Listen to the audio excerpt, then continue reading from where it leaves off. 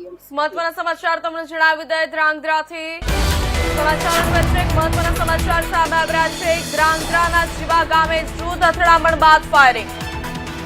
જૂથ અથડામણના 9 આરોપીને ઝડપાયા. જૂથ સંઘર્ષમાં 6 ઘાયલ. પોલીસે 9 શખ્સોની કરી ધરપકડ. જૂથ અથડામણ અને ગોળીબારના કેસમાં તપાસ તેજ. મહત્વના સમાચાર તમને જણાવી દઈએ ધ્રાંગધ્રાના જીવા ગામે જૂથ અથડામણ બાદ ફાયરિંગ કરવામાં આવ્યું. 9 આરોપી ઝડપાયા છે. જૂથ સંઘર્ષમાં 6 ઘાયલ. પોલીસે 9 શખ્સોની ધરપકડ કરી. જૂથ અથડામણ અને ગોળીબારના કેસમાં તપાસ તેજ.